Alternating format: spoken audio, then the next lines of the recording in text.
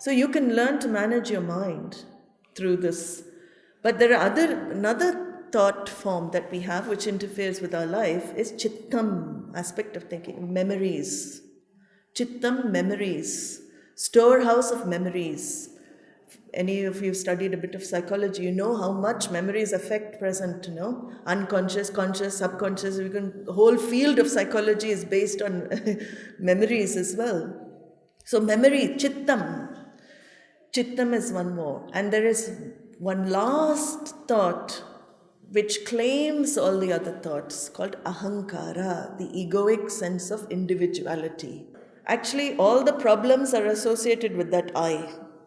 All our problems are associated with the I thought. We love sleep because we don't have problems in sleep.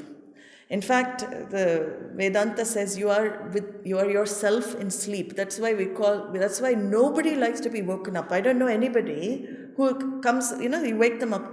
Oh, I'm so happy I'm awake now. Does anybody wake up like that? I'd love to meet the person. Why do we love sleep so much? Because we are without the ahankara, without individual sense of identity, without all the problems that surround the ahankara. Moment the ego wakes up, all my problems wake up. All the things, I have to do this today, I didn't do this yesterday, this person was angry with me, all the I, history, everything that defines you, that one. And Vedanta negates that very I thought, saying it is not you. You are not that I thought even. Because in deep sleep, where is the I thought? Where is I thought in deep sleep? Where is all your attachments in deep sleep? The children you're so attached to in waking state, where is attachment? Anything could happen to them when you're sleeping, snoring away, right? So many attachments you have, relationships, everything. You're snoring away, anything can be happening. Where is attachment? Where is problem? I is dormant in deep sleep. So thinking also is affected by what we consume. So sometimes when we eat a lot of chili and a lot of masala, a lot of heavy food like that, you may find yourself getting angry quickly. May yourself, that gives a rajasic. So there, Krishna brings in 3 qualities that pervade creation, which is sattva, rajas and tamas.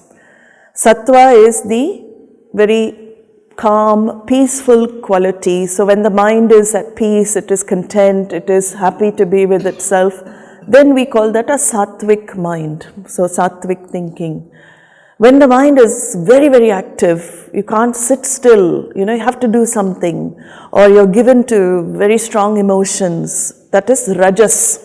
So there are certain foods, it is said, that trigger the rajas. Krishna goes into elaborately in the 17th chapter, anything taken in extreme, ati, very salty, very spicy, very sour, all of these foods, they trigger that rajas thinking, that type of thinking, disturbance, which we don't really want, because we want that sattva, we want that peace. So sattvic food which is tasty, but it is not excessively spiced, there's nothing excessive in it, it is healthy, not overcooked, generally, semi-cooked or even fresh. So all of this is explained. So when we take foods that are very old, stale, all of this, it is said to affect the thinking, making one more, tamas. So we have to try this. Each one has to see whether this affects them or not. So there is no scientific study done on it, as far as I know, scientific study done on this, but one can experiment with certain foods. And not just the foods that we eat, but the people who cook it as well, that matters. Who is cooking the food? Where is it cooked? Has anything suffered in order to be on my plate? That all matters, something has suffered to feed me, that the suffering of that animal also goes in there, right? So one is very, very vigilant, especially in spiritual pursuit. Because first of all, ahimsa begins first with dietary habits. When I talk about non-injury, non-hurtfulness, so karma yoga is a lifestyle, which means I offer my actions like a worship. We say work is worship.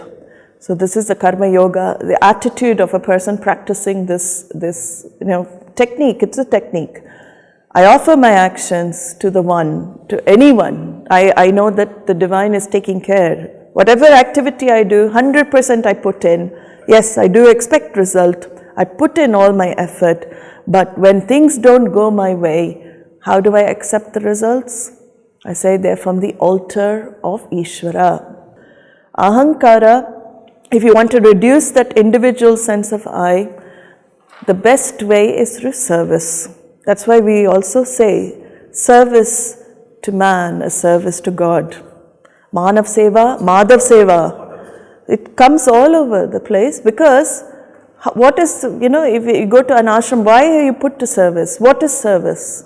Service is activity where you seek for no return for yourself. You do it out of pure compassion and care for other beings. That is called service. So the yoga part of karma yoga is the attitude behind your action which makes all the difference. Before you were acting, now you are doing it with a certain attitude. And when you do it with that, the mind becomes kama. Santoshaha is the result. Samatvam, santoshaha, all these are synonyms. And when you have that santoshaha, we say that is not the be-all, end-all. With that type of mind, if you put to spiritual, the shravanam, the listening of Vedanta and the practices of meditation, all of this, spiritual success will come to you without a doubt.